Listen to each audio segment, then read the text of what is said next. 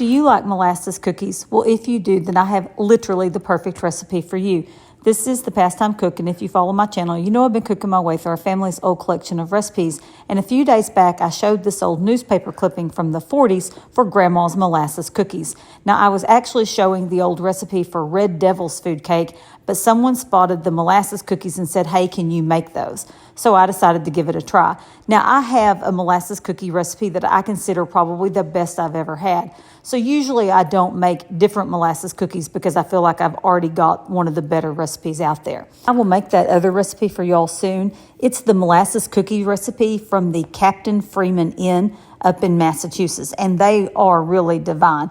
But this recipe was different because it doesn't contain any eggs, and it is hard to find cookie recipes that don't have eggs, at least recipes that are a true cookie and not like a cooked candy. Molasses cookies go way back, and molasses even further, all the way back to the 1600s. But sugarcane and sugarcane syrup go all the way back to the 600s in China and India. People keep a little molasses and they pull it out around the holidays because it is known to be a holiday flavor. But actually, molasses used to be in almost everything, especially in the 1800s, early 1900s. People would use it to sweeten their cornbread. They would put it in beans and rice and all kinds of vegetables to give it a little bit of flavor. This all changed after World War I when white crystallized sugar became much more readily available, and you start to see molasses kind of disappear from typical everyday recipes. This is really oversimplified history, but basically sugar has traveled the world through conquest and slavery.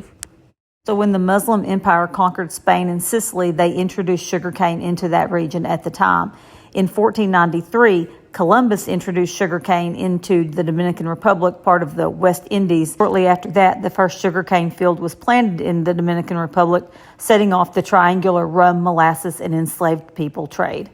Over the course of time, most people began to prefer the crystallized white sugar, and at that point, the molasses was kind of relegated to the lower socioeconomic statuses in the South. Actually, molasses was far healthier than white sugar because it contained a lot of minerals and elements. In fact, you can still get 10 to 15% of your copper, your iron, your manganese, and your calcium from a couple tablespoons of blackstrap molasses. Molasses is graded by the amount of time that you boil the syrup. The shorter time you boil it, the sweeter it is and the lighter color it is. The longer you boil it, the less sugar it contains and the darker it is, and actually the healthier it is. When you're baking with molasses, you want a light to medium brown molasses. Now, these cookies were delicious, but I am not going to tell you they were the easiest cookies to make. I had a lot of failures.